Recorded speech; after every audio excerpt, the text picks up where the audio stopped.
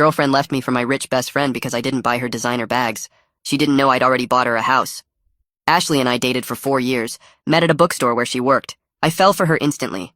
Smart, funny, beautiful. I thought she felt the same. I make good money as a software architect, $140,000 a year. But I don't show it. Drive a regular Toyota. Live in a simple apartment. Why? Because I watched my parents blow through money and die broke. I save 70% of everything I make. Ashley knew I had a decent job, but not the details. I'd buy her gifts I thought meant something. First edition books she mentioned wanting. Cooking classes she talked about. Concert tickets for bands she loved. Nice things, but not luxury things. Maybe $200 here and there. I was saving for something bigger. Nate was different. My friend since college, he inherited his dad's construction company. Drove a Mercedes, wore designer everything. When we'd all hang out, he'd flash his black card, order expensive bottles, and make sure everyone saw. Ashley's eyes always followed that card. 6 months ago, things changed. Ashley started comparing. Nate bought his girlfriend a Louis Vuitton bag for their 6-month anniversary. We've been together 4 years and you've never bought me anything designer. You said you liked meaningful gifts better than expensive ones, I reminded her. That was before I realized I was dating someone who couldn't afford nice things. That stung, but I kept saving. The house was almost paid for. Just 3 more months. Then I started noticing things. Ashley was working late when her bookstore closed at 8. Her phone was face down at dinner, leaving rooms to take calls. New jewelry, she said, was costume. A Cartier bracelet isn't costume. I knew that bracelet. Nate had shown it to me a month earlier. Thinking of getting this for someone special, he'd said. I confronted Ashley directly. Are you seeing Nate? She laughed in my face. You're paranoid. Just because he's successful doesn't mean I want him. That's not an answer. God, you're pathetic. This jealousy is exactly why I need space. You're threatened by anyone who has more than you. She gaslit me for weeks. I was crazy. I was insecure. I was projecting my financial inadequacy. Maybe if I weren't so cheap, I wouldn't be so suspicious. Maybe if I could give her what she deserved, I'd trust her more. Then Jake, our mutual friend, sent me a photo from Nate's Instagram story. Ashley in Nate's bed wearing his shirt captioned, Sunday mornings hit different. They didn't even hide it. I drove to Nate's house. They were on his couch, her legs across his lap, both laughing at something on his phone, probably laughing at me. I knocked. Ashley answered in Nate's robe. Her face went from surprise to annoyed. What are you doing here? Getting my answer. Nate appeared behind her. No shame. Hey man, we need to talk. No, we don't. Ashley crossed her arms. Look, this is for the best. You're a nice guy, but nice doesn't buy houses or trips to Greece or anything that matters. Nate can give me the life I deserve. And you? I looked at Nate. 4 years of friendship? He shrugged. You can't give her what she needs, bro. I can. Simple math, no hard feelings. When did it start? Ashley rolled her eyes. Does it matter? 2 months? 3? Who cares? I'm 28. I need someone established, not someone who thinks a bookstore gift card is romantic. I was saving... for what? Your retirement? While I'm supposed to wait wearing Target dresses and department store makeup, I want Louis Vuitton now, not some fantasy future. Nate put his arm around her. She deserves someone who can provide properly. That's me. You understand, right? Still friends? I left without answering, but I wasn't done. The house closing was in 2 weeks. I'd put Ashley's name on the deed as a surprise, planning to propose on the porch of the home we'd owned together, free and clear, no mortgage, 3 bedrooms in the hills overlooking the city, $800,000 value. I called my lawyer. Removing her name was easy since we weren't married yet. Then I called Mia, my realtor. Change of plans. I'm not moving in. Want to list it as a luxury rental instead. 3 days before the closing, I texted Ashley. You were right. I couldn't give you what you deserved. Can we meet one last time? For closure? She agreed, probably expecting me to beg. We met at the coffee shop near the bookstore. She showed up wearing designer everything. Gucci bag, Prada shoes, Cartier bracelet catching the light. You look good, I said. She preened. Nate treats me like a queen. I'm finally living the life I should have been living all along. I'm happy for you. Really, you helped me realize something important. That you should have tried harder? She smirked. That I was saving for the wrong person. I pulled out my phone, showed her the listing Mia had just posted. Beautiful house, right? 3 bedrooms, mountain views, chef's kitchen, everything you said you wanted when we talked about our future. She looked confused. Why are you showing me this? Because I bought it. For you. For us. Paid in full. $800,000. Her face went white. She just stared at the screen for maybe 10 seconds without moving. Her mouth opened, but nothing came out. The Gucci bag slid off her lap and hit the coffee shop floor with a thud. I watched her hand start shaking as she held my phone, her perfectly painted nails looking too bright against the white screen. Her other hand went to her throat. She blinked fast like she was trying to clear her vision. The phone almost slipped from her fingers. She caught it and looked at the listing again, scrolling through the photos. The kitchen with the marble counters, the master bedroom with the mountain view, the backyard with the fire pit. All the things she'd pointed out in magazines over the years. She looked up at me and her voice came out as a whisper. She asked how long I'd been planning this. When did I buy it? Why didn't I tell her? Her words got louder with each question. I kept my voice calm and told her I closed on the house 2 months ago, right around the time she started sleeping with Nate. I'd been planning to propose on the front porch. The house was supposed to be ours, free and clear, no mortgage. She put the phone down on the table between us. Her hands were both shaking now. She asked if her name was on the deed. If there was any way to fix this. She said she made a terrible mistake. Her voice had this desperate edge I'd never heard before. I told her my lawyer Tyler removed her name the day after I found out about the affair. The house was already listed as a luxury rental. She could see it right there on the screen. $5,000 a month, professional photos, available immediately. Her face changed. The shock turned into something else. Math happening behind her eyes. She started crying. Real tears, not the pretty kind. Her mascara ran down her face in black streaks. She said she didn't know I had that kind of money saved. If she'd known, things would be different. The barista behind the counter glanced over. Ashley's voice was getting louder. She asked why I never told her about my actual financial situation. Why I let her think I was just scraping by. Other people in the coffee shop were starting to look. I leaned forward and kept my voice low. I told her I wanted someone who loved me for who I am, not what I have. Her reaction right now proved I made the right choice, removing her from the deed. She wasn't crying because she lost me. She was crying because she lost an $800,000 house. She grabbed my arm across the table. Her nails dug into my skin. She begged for another chance, said Nate meant nothing. She'd end it right now if I took her back. We could still have the house, still have everything we planned. I pulled my arm away. I told her she made her choice when she decided a Cartier bracelet was worth more than 4 years together. When she picked a guy with a Mercedes over a guy with a paid-off house. She kept talking, but I stood up. I left a $10 bill on the table for my coffee. Ashley followed me out. Her designer heels clicked on the pavement as she called my name. She was full-on sobbing now, saying she was stupid and materialistic, that I was the best thing that ever happened to her. I stopped in the parking lot and turned around. She almost ran into me. I told her she was right about being materialistic, but she wasn't sorry about hurting me. She was sorry about the consequences of her choices. There's a difference. She reached for me again, but I stepped back. I got in my Toyota and started the engine. She stood there in the parking lot crying. I watched her in my rearview mirror as I drove away. She got smaller and smaller until I turned the corner. I drove straight to my sister Natasha's house. I needed to talk to someone who knew me well enough to tell me if I was being cruel or justified. I pulled into her driveway 20 minutes later. She opened the door before I could knock. She took one look at my face and pulled me inside without asking questions.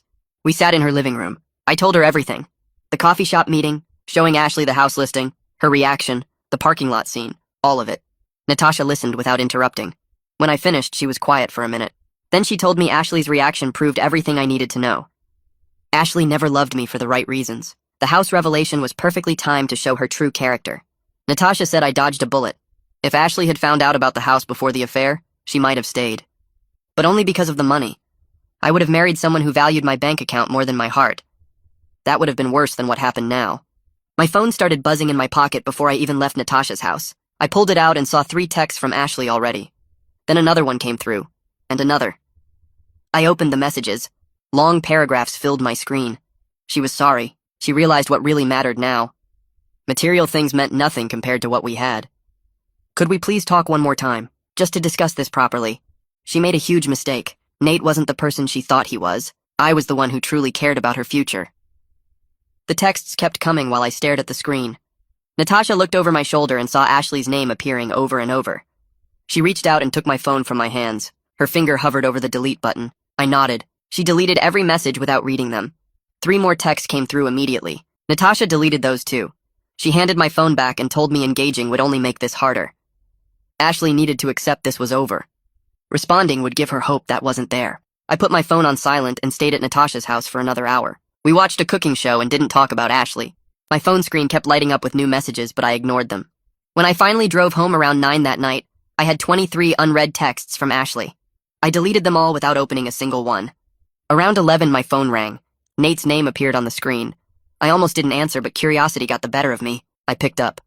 Nate's voice came through angry and confused, asking what the hell I did to Ashley. She showed up at his place 2 hours ago, completely hysterical about some house.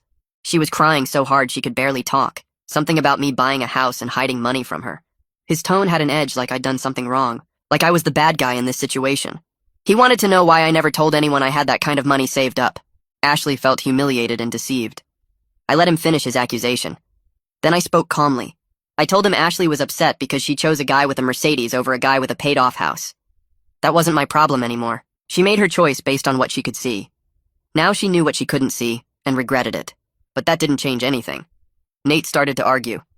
He said I should have been honest about my finances. Ashley deserved to know what kind of future I could provide. I interrupted him. I asked if he thought honesty mattered coming from the guy who slept with his best friend's girlfriend. He went quiet for a second, then started talking again about how Ashley needed someone who could give her the life she deserved. I hung up while he was mid-sentence. My hand was shaking, but I felt good, like I was finally taking control instead of being a victim. I blocked Nate's number, then I blocked Ashley's number too. I should have done that hours ago. The next morning, Tyler called while I was making coffee. The house was officially listed as of yesterday afternoon. He had good news. 3 potential renters already reached out asking for viewings. The property was in a great area and priced competitively at $5,000 a month, maybe even $5,500 if we found the right tenants. Tyler said that kind of rental income would build my savings even faster than before. I could invest the monthly payments and watch my money grow. The house I bought for the wrong person was going to secure my financial future instead. I thanked Tyler and told him to move forward with the most qualified renters. He said he'd keep me updated on the viewings. I got to work an hour later feeling lighter than I had in months. My coworker Hunter stopped by my desk mid-morning. He looked at me for a second, then asked if something changed. I seemed different, less weighed down. I gave him the basic story. My girlfriend cheated with my best friend. I was secretly saving for a house. She found out after leaving me. Now the house was a rental property. Hunter listened and then said something that stuck with me. Ashley revealing her true priorities now saved me from an expensive divorce later. If she'd found out about the money before the affair, she might have stayed. Then I would have married someone who valued my bank account more than my heart. I'd be stuck in a marriage with someone materialistic and unfaithful. Hunter was right. This was better. Painful, but better. Around lunch, my phone buzzed with a text from Jake. He asked if I was okay. Ashley called him this morning crying about how I humiliated her by hiding money. She made it sound like I was the one who did something wrong. That annoyed me more than I expected. She was spinning this whole thing as me being deceptive, not her being unfaithful and materialistic. I called Jake immediately instead of texting back. He answered on the second ring. I explained the full timeline. I was saving for our future for 4 years, putting away 70% of my income, planning to propose in the house I bought for us. While I was doing that, she was sleeping with Nate for designer bags. She chose a Cartier bracelet over 4 years of loyalty. Now she was mad because she realized what she gave up. Jake apologized for even questioning it. He said he knew something felt off about Ashley's version. Several mutual friends had been asking him what really happened. Everyone was confused about the situation. I told Jake he could share the truth with anyone who asked. I wasn't hiding anything. Ashley cheated. I had been planning our future. She chose wrong. Simple as that. Over the next week, I realized Ashley was calling every mutual friend we had. She told them her version of events. I was financially dishonest. I hid my real income from her. She felt deceived and trapped in a relationship with someone she thought was struggling. Now she looked like the bad guy when really I was manipulative. That narrative bothered me more than I wanted to admit. I knew some people would believe her story. She was good at playing the victim. Hunter noticed me checking my phone more than usual. He asked what was going on. I told him about Ashley's campaign to paint herself as the wronged party. Hunter thought for a minute, then gave me advice. Tell my side to close friends, but don't engage in a broader social media war. The truth would come out naturally. People who knew me would see through her story. People who didn't know me well enough didn't matter anyway. I took his advice. I reached out to 3 friends who knew us best as a couple. I explained what really happened without drama or anger. Just facts. 2 of them immediately saw through Ashley's story. They pointed out that my supposed dishonesty didn't justify her cheating. Saving money wasn't the same as lying. And even if I had been more open about my finances, that didn't excuse sleeping with Nate. The 3rd friend seemed uncomfortable on the phone. He was closer to Nate than to me. He made non-committal sounds and said he didn't want to get involved in the drama. That told me everything I needed to know about where his loyalty was. I thanked him for his time and hung up. Some friendships weren't worth fighting for. 2 days later, my phone rang while I was at my apartment sorting through old photos I needed to throw away. Mia's name showed on the screen. I picked up on the second ring. She sounded excited about something. A young couple wanted to rent the house long-term. Both worked as executives at tech companies downtown. They offered $5,500 a month and wanted to sign a 2-year lease. I didn't hesitate. That rental income would let me save even more aggressively. The house I bought for Ashley was now going to build my future instead of hers. Mia said she'd send over the paperwork, and we could do the key handoff at the property in 3 days. I thanked her and hung up feeling satisfied. Every month that house would generate income I could invest. The plan had changed, but the outcome was better than I originally hoped for. The key handoff happened on a Thursday afternoon. I drove to the house for the first time since buying it. Walking up the path felt strange. This was supposed to be where I proposed to Ashley. Instead, I was meeting strangers who'd live in it. The couple arrived right on time. They seemed nice, professional, excited about the house. We did a quick walkthrough so I could show them where everything was. The heating controls, the water shutoff valve, the security system panel. Then the woman mentioned something that made me stop. They'd seen someone at the property yesterday. A woman. She'd been standing on the porch looking through the front windows. They thought maybe she was the previous owner or something. I felt my jaw tighten. Ashley had tracked down the address from the listing. Of course she had. The man asked if that might be a problem. If she had any legal connection to the property. I assured them she didn't. No legal connection whatsoever. Just my ex-girlfriend who made bad choices. They seemed satisfied with that answer. I handed over the keys and left. That night I was watching TV when my phone buzzed with a text from a number I didn't recognize. The message asked why I was letting strangers live in what should be our house. Ashley. She'd gotten a new number to contact me. I read the text twice, then blocked the number without responding. She wasn't going to stop. That much was clear. Every time I thought this was over, she found a new way to insert herself back into my life. But I wasn't going to engage. Blocking her was the only response she'd get from me. I deleted the text thread and went back to my show. She needed to accept this was really finished between us. A few days later, Natasha invited me over for dinner with her husband. I showed up with a bottle of wine and she hugged me at the door. Her husband was grilling chicken in the backyard. We sat on their patio while the sun went down.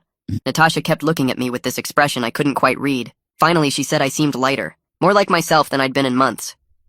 I thought about that. She was right. The relationship with Ashley had been weighing on me even before I discovered the affair. All those comparisons to Nate, the constant hints that I wasn't good enough. The feeling that I had to prove something. It had been exhausting. I told Natasha she was right. I felt better than I had in a long time. During dinner, her husband mentioned his friend was recently single. He asked if I was ready to meet new people yet. The question caught me off guard. I appreciated them thinking of me, wanting me to be happy. But I wasn't ready for dating. I told them that honestly. I needed more time to process everything that happened. They understood. Natasha squeezed my hand across the table and said whenever I was ready, they'd be there. The rest of dinner was relaxed. We talked about their upcoming vacation and a movie they'd seen. Normal conversation that had nothing to do with Ashley or Nate or betrayal. It felt good. Work became my focus after that. I threw myself into a major project my team had been assigned. New architecture for a client's entire system. It required long hours and intense concentration. Exactly what I needed. My boss noticed the increased dedication. He pulled me aside one afternoon in the hallway outside the conference room. He said whatever I was going through, he was impressed with how I was handling it professionally. My work quality hadn't dropped at all. In fact, it had improved. I thanked him and said I appreciated the feedback. Work was the one thing I could control completely. No surprises, no betrayals, just code and systems and problems I could actually solve. 2 weeks after the coffee shop confrontation, my phone rang with another unfamiliar number. I almost didn't answer. But something made me pick up. A man's voice asked if this was me. I confirmed. He introduced himself as Lewis, Nate's business partner. I was surprised. Lewis and I had met a few times at company events, but we weren't close. He asked if I'd be willing to meet for lunch. He had something he wanted to discuss. I was curious enough to agree. We set a time for the next day at a restaurant downtown. Lewis was already there when I arrived. He stood up and shook my hand. We ordered food and made small talk until the server left. Then Lewis got serious. He said he had no idea about Nate and Ashley until recently. One of the guys at the office had mentioned it, and Lewis confronted Nate directly. What Nate told him was disgusting. He'd bragged about it, framed the whole thing as winning some kind of competition, like taking Ashley away from me was an achievement. Lewis said that conversation made him realize his partner had serious character problems. He'd never seen that side of Nate before. The callousness.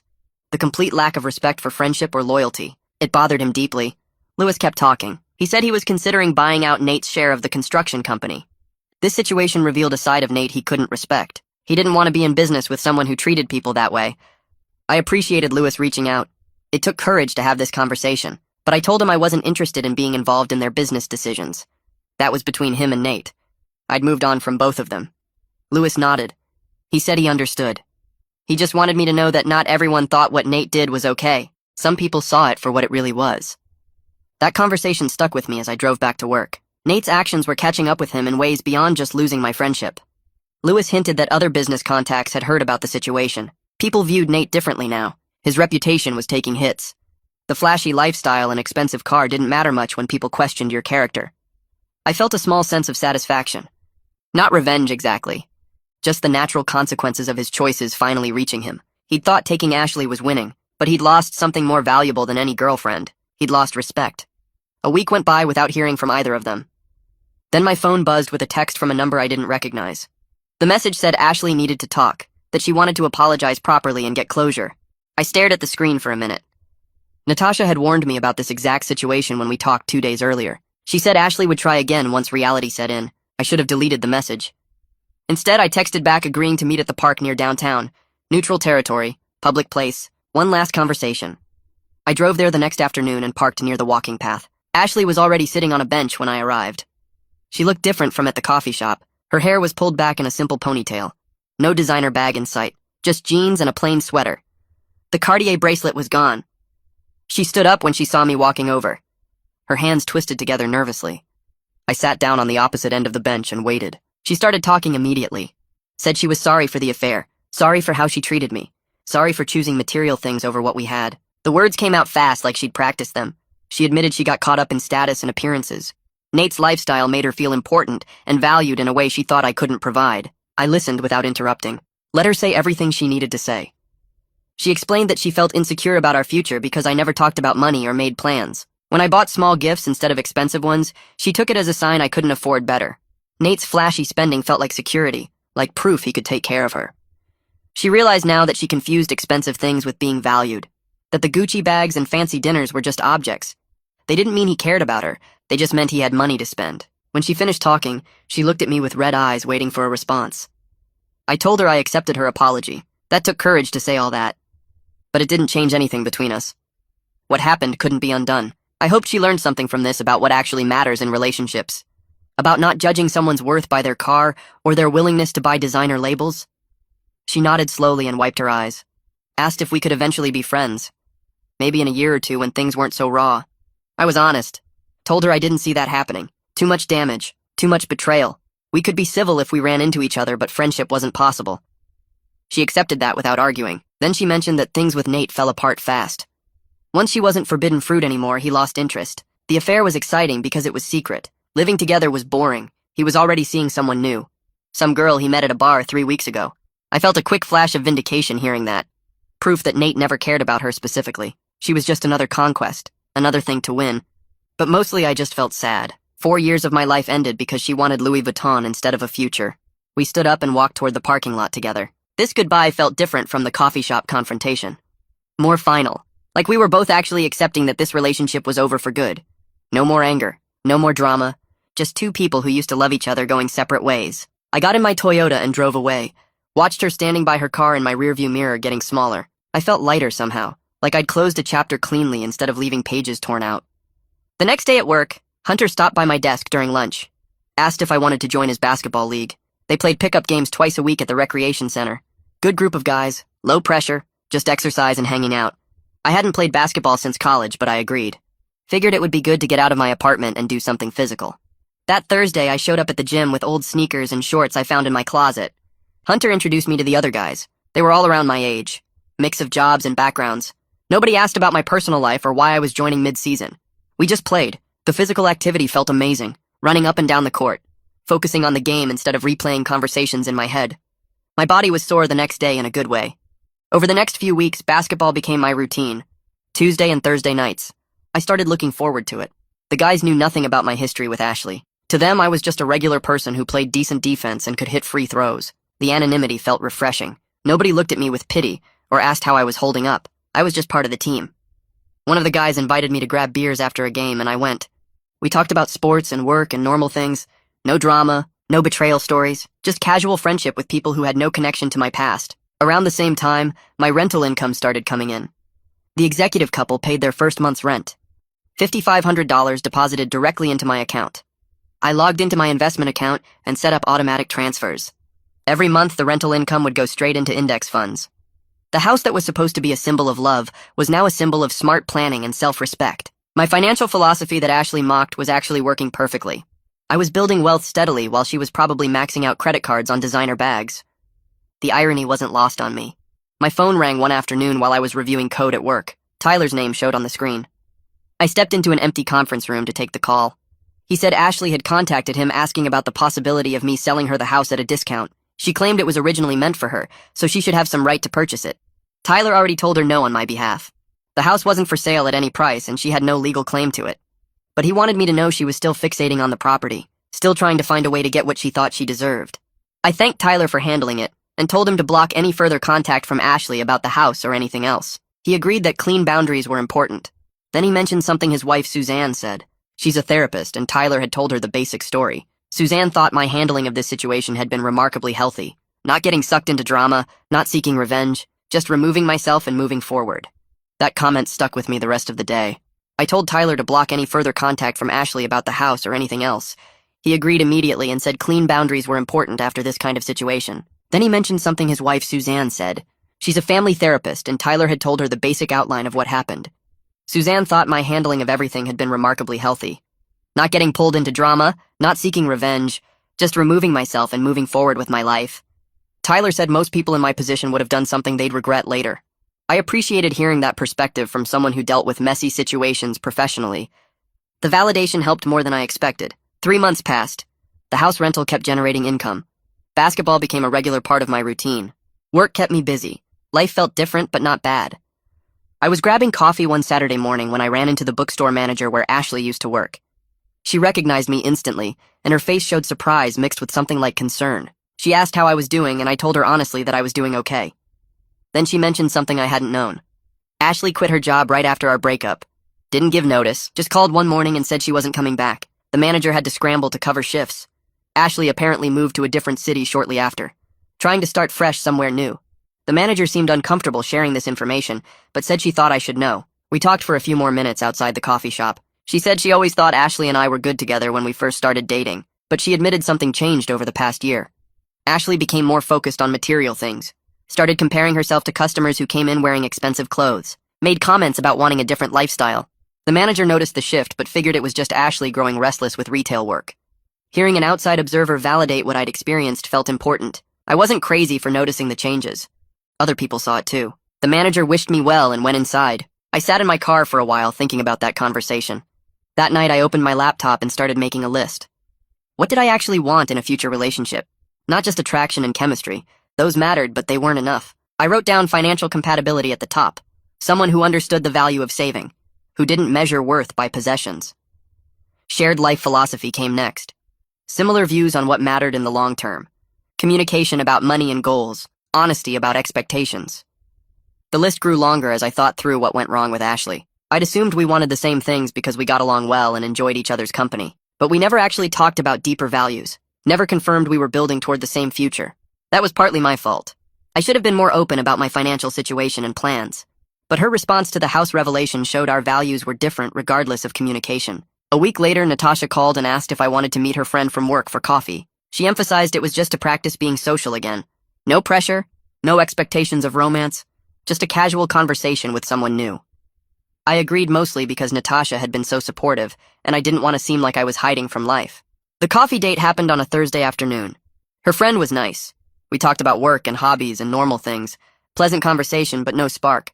I appreciated that Natasha's approach was low stakes, not trying to force me into dating before I was ready, just getting me back out there in a comfortable way. I texted Natasha afterward and thanked her for thinking of me. At work, things were going well. My focus had increased over the past months. I threw myself into projects and delivered results ahead of schedule. My boss called me into his office one afternoon and told me I was promoted to senior architect. Significant raise, more responsibility. He said my increased focus and maturity over recent months contributed to the decision. The team had noticed my dedication. I realized the breakup, while painful, had pushed me to invest more energy in my career. Without the relationship taking up mental space, I'd channeled that energy into work. The promotion felt like validation that I was moving forward in concrete ways. I celebrated by taking Natasha and her husband to dinner at a nice restaurant downtown. Thanked them for supporting me through everything. Natasha joked that Ashley did me a favor by showing her true colors before I married her. Her husband agreed and said anyone who valued designer bags over genuine connection wasn't worth my time.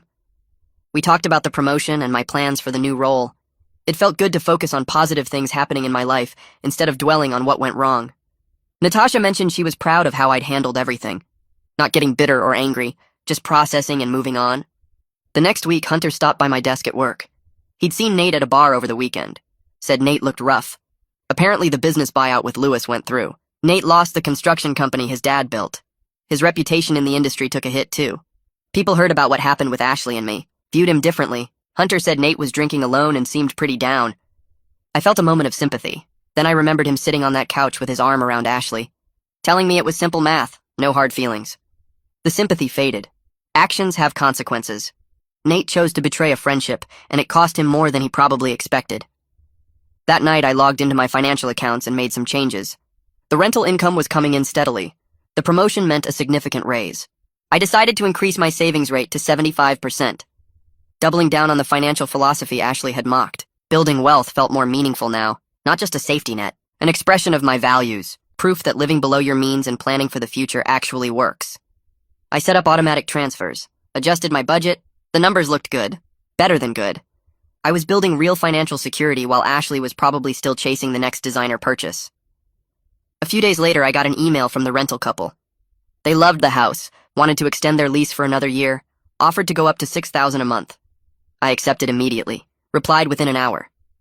The house that was supposed to be a symbol of love and commitment was serving a different purpose, a good purpose, generating income, providing a home for people who appreciated it, building my financial future in ways I hadn't originally planned. I felt grateful that things worked out this way. The house wasn't sitting empty as a reminder of what I lost. It was actively contributing to my life moving forward. A few days later, I found myself browsing Reddit late at night and stumbled on the financial independence subreddit. People posted about their savings rates and investment strategies without shame. Someone shared a photo of their 10-year-old sedan with $300,000 in index funds. The comments celebrated their discipline instead of mocking their car choice. I created an account and started reading daily. These people got it. They understood that wealth building meant living below your means and investing the difference. Nobody bragged about designer purchases or expensive dinners. Instead, they shared spreadsheets tracking their path to early retirement. One guy drove a 15-year-old Honda and retired at 40 with $2 million saved. Another woman lived in a small apartment while maxing out retirement accounts and building rental property income. Their priorities matched mine perfectly. I posted my own story without names or details. Just the basics about saving 70% of my income and buying a rental property young. The response was overwhelming. Dozens of comments congratulating my discipline and asking questions about my strategy. Several people messaged me directly wanting to connect. One message stood out from someone with the username Financially Free Teacher. She lived in my city and wanted to chat about investment strategies. We started messaging back and forth about index funds and savings rates. She taught elementary school and made $45,000 a year, but saved 40% of it. Her discipline impressed me given her modest salary. We talked about life goals beyond just money. She wanted to travel and maybe open a bookstore someday. No pressure or flirting, just interesting conversation with someone who thought similarly. We messaged for weeks before she suggested meeting for coffee. I agreed, but kept expectations low given my recent breakup. 4 months had passed since the coffee shop confrontation with Ashley. I realized one morning that I'd gone 3 whole days without thinking about her or Nate. When they did cross my mind, it felt distant and detached. The angry knot in my chest had dissolved completely. Work kept me busy, and the rental income kept building my wealth. My social life expanded through the basketball league and online community. The breakup that felt devastating in the moment had created space for better things. My phone buzzed with a text from Jake saying he'd run into Ashley at a restaurant downtown. She'd asked about me, apparently, dating someone new, but Jake said it seemed shallow and performative. Lots of Instagram photos and expensive dates, but no real connection. He wanted to know if I cared about updates.